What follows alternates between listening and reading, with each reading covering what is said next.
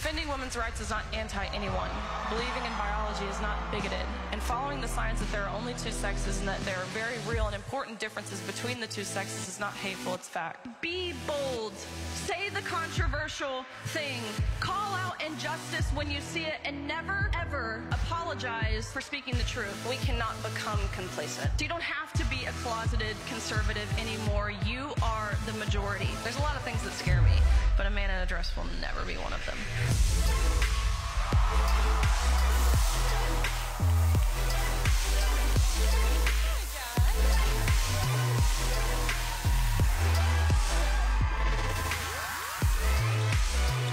Oh my goodness. Oh my gosh. Well, hello everybody. Man.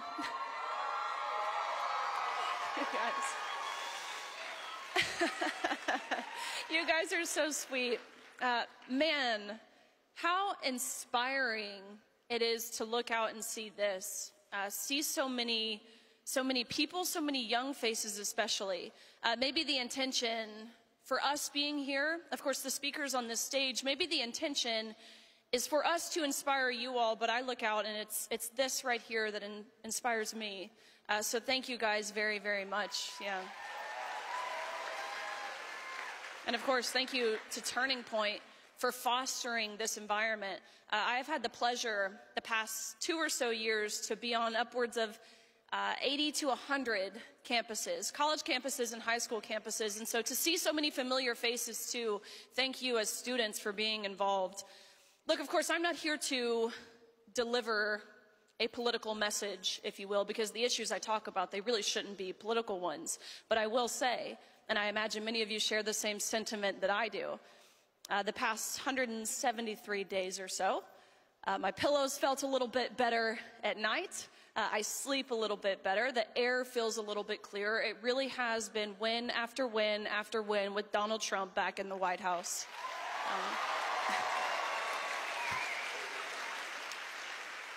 Under President Trump, we are finally seeing action, especially on the cultural front lines. This administration is pushing back and restoring sanity where the left tried desperately to sow confusion. Of course, on day one, Donald Trump signed an executive order declaring there are only two sexes, male and female. Isn't it crazy that a sitting president has to take time out of his day, has to exercise his executive authority, executive powers, and declare such? But I mean, maybe we shouldn't be too surprised, considering we have a sitting Supreme Court justice who can't even answer the question of what is a woman because she claims she's not a biologist. Guess what? I'm not a veterinarian, but I know what a dog is. That's the stupidest thing I've ever heard in my entire life. It was one of the most remarkable experiences. I got to be there standing beside the president as he signed this executive order barring men from participating in women's sports within any educational program that receives federal funds. And maybe some of you saw the clips or the images that surfaced following this signing. It was one of the most beautiful things because you have the president signing this EO surrounded by a sea of young girls. I'm talking 5, 6, 7, 8 years old, and they've got their jerseys on or their uniforms. They've got their big bows in their hair that they wear on the soccer field. That visual means more to me than I could possibly put into words. And the Democrats that are pushing back, people like Gavin Newsom, people like Governor Mills of Maine, they think that they're giving the middle finger to Donald Trump. That's not what they're doing at all. They're giving the middle finger to those little girls who were there to attend this signing with the most joyous smiles on their faces. The Department of Education has made it very, very clear now that Title IX protections are intended to prevent sex-based discrimination, not discrimination on the basis of gender identity, period. That means that girls don't go in boys' locker rooms and vice versa. It means that boys don't go into girls' sports and vice versa. We're seeing DEI bureaucracies dismantled, woke nonsense being defunded in our military, in healthcare, in corporate America, and the media realm, and academia. Real accountability is finally being returned to our institutions. We saw a huge win on that front just this week with the announcement from University of Pennsylvania. Again, this has been one of the biggest perpetrators. University of Pennsylvania has been one of the biggest perpetrators in the abuse and the mistreatment and the emotional blackmail of women over the past few years. But because of President Trump, because of how he flexed the fact that he will withhold $175 million from this institution, which maybe, I guess, is enough to make anyone find their spine. UPenn was willing to come to the table and say, look, we will abide by the law. Again, that federal law being Title IX. We will reinstate and restore all records, titles, honors taken from deserving women by a mediocre man, and we will issue a personalized apology to every single woman who was impacted by our decision.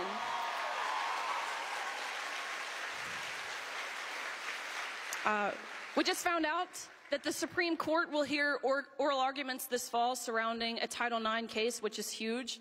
I can predict what we're going to see. I imagine we will see a 6-3 ruling. I believe the votes are there, with a scathing dissent written by these liberal justices. But I don't think, I want to make a point here. I don't think that these cultural wins that we have seen should be underscored, by the way.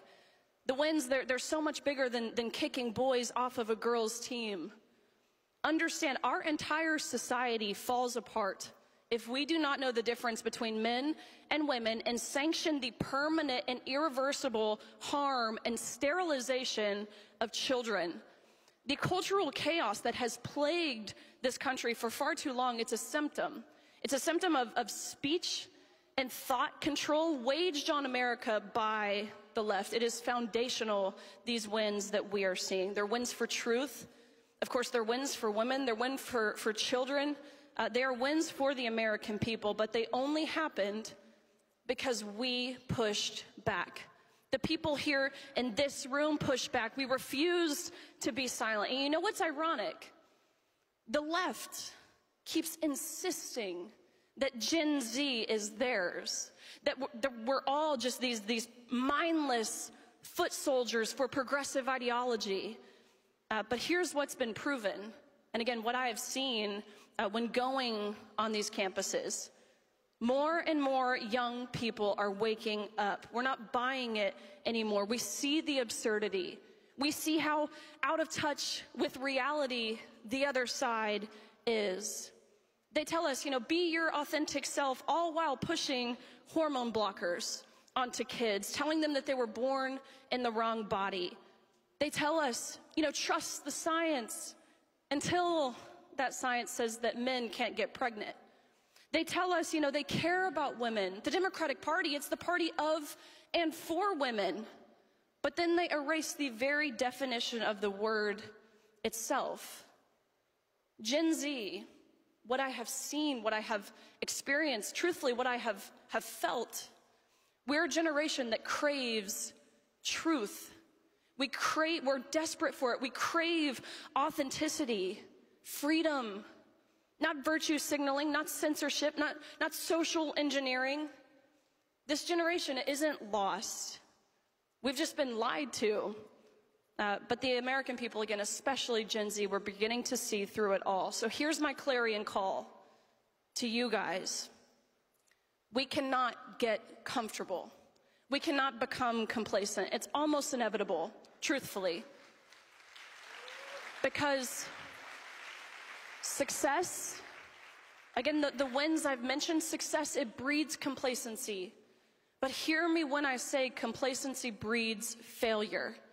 It is the enemy to growth. It is the enemy to progress. We can't treat these victories like they're permanent. You know why? Because the left is relentless. They don't just roll over. They don't allow themselves to be steamrolled. No, they rear their heads and they gnash their teeth. They're already trying to roll it all back. They're pressuring judges. They're rewriting rules. They're flooding the culture with lies disguised as compassion, as empathy, as inclusivity. And if we check out now or allow ourselves to fester in these wins, if we stop fighting, they will undo everything that we in this room, that Turning Point USA, that President Trump has worked for. We are in a battle for reality itself, and we must fight like it, because this war on woke, it has not yet been won. Don't take it from me, take it from the people of Wisconsin, for that matter, where you have a Governor Evers, who in your state statute attempted to change the word mother. In a 1,000-page budget bill, which is exactly how these things go, by the way, attempted to change the word mother to inseminated persons. We've been called it all as women, as mothers, right? Like cervix havers, uterus owners, menstruators, bleeders, chest feeders, birthing people, like the list goes on. Inseminated persons takes the cake. There's not a whole lot more dehumanizing than that. That's like what you refer to cattle as. So I'm reading the red line of this bill. And immediately, of course, I stop in my tracks when I see the word mother crossed out and replaced with inseminated person. And the first word, or the first question that pops into my mind is, oh gosh, what are they going to change father to? Because, of course, the counterpart of inseminated persons would, I guess, be inseminator. But no, that's not what they changed father to. Father was changed to natural parent. Now, tell me more specifically, there's not a war on women. This war on woke, it hasn't been won. So again, Gen Z, hear me when I say this. You're not crazy for thinking the world has temporarily lost its mind. You're not racist for wanting a strong and secure border, for seeing the value in that. You're not hateful for insisting that tampons don't belong in boys' bathrooms, contrary to what Tim Walz says.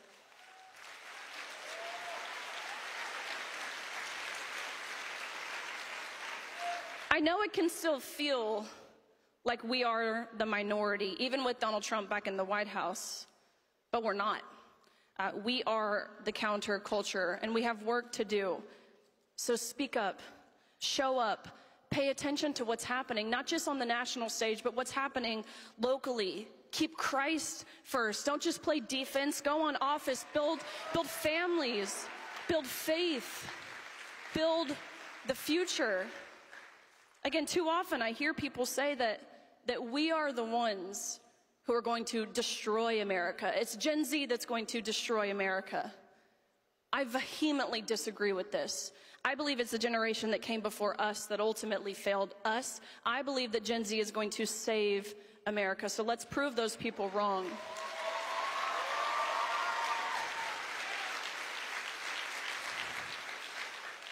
Last thing that I want to speak pretty plainly about now that I'm 30 weeks pregnant and will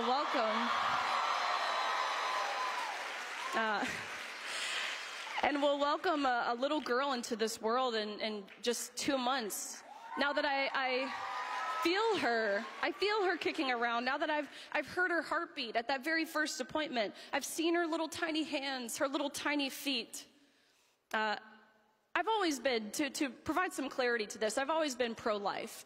From the perspective of understanding we have a God who condemns the shedding of innocent blood and who breathes purpose into every life, whether in the womb or outside of the womb. That being said, being pregnant since conception, it has made me radically pro-life.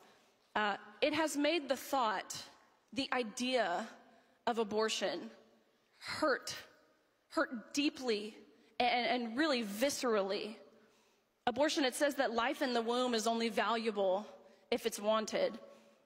Gender ideology says a woman is only a woman if she feels like one. Neither of these ideas recognize the inherent dignity, the design, and the worth that comes with being created male or female, or with carrying a child. And at the bottom, the heart of both of these lies, profiting from both of these lies, is Planned Parenthood.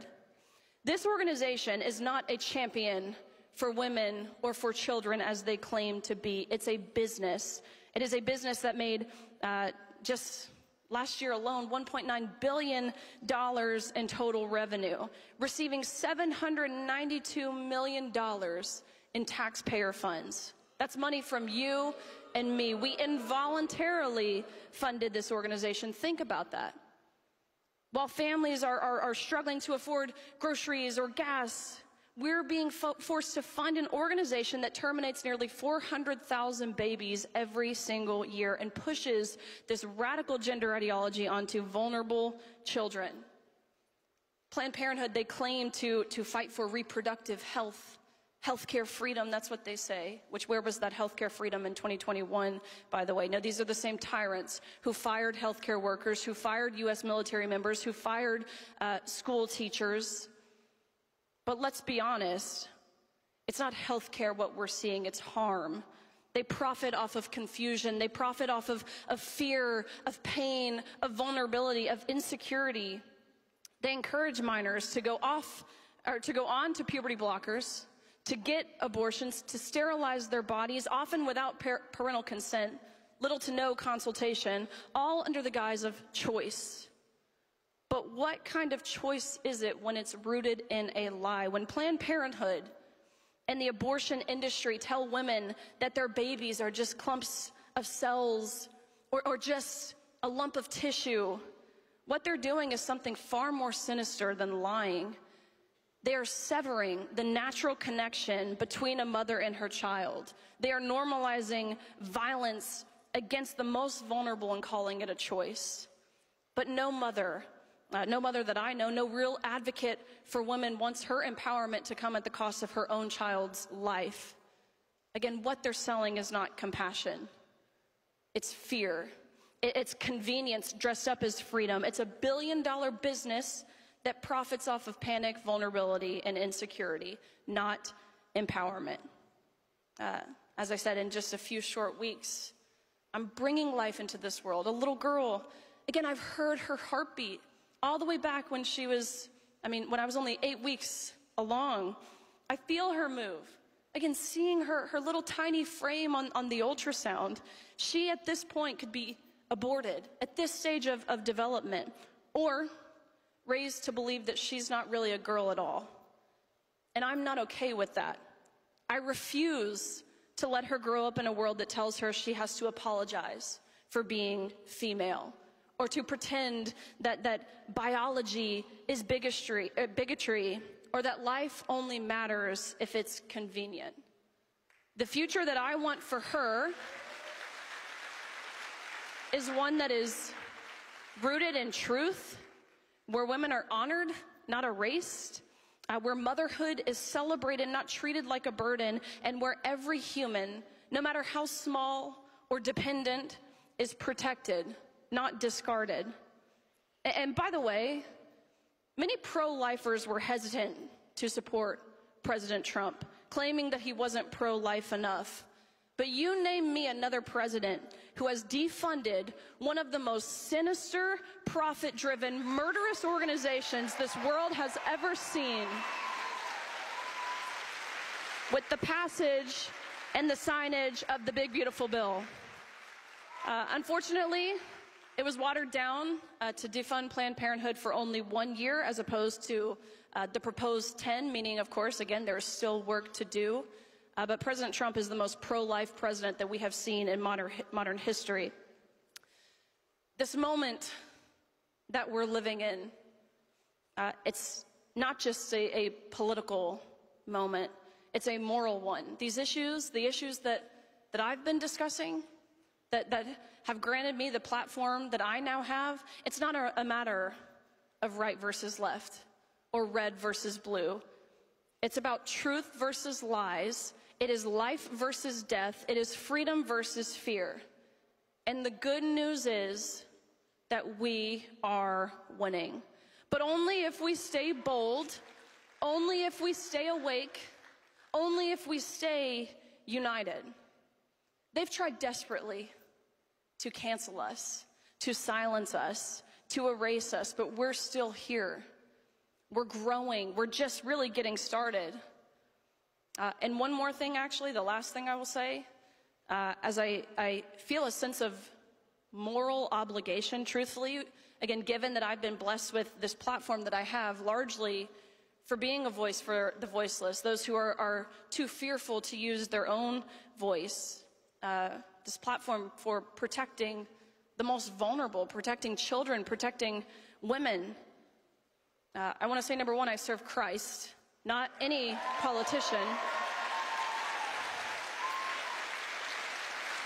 And with that being said, there is no way that we are going to act like the proven harm and abuse that Jeffrey Epstein has caused never happened.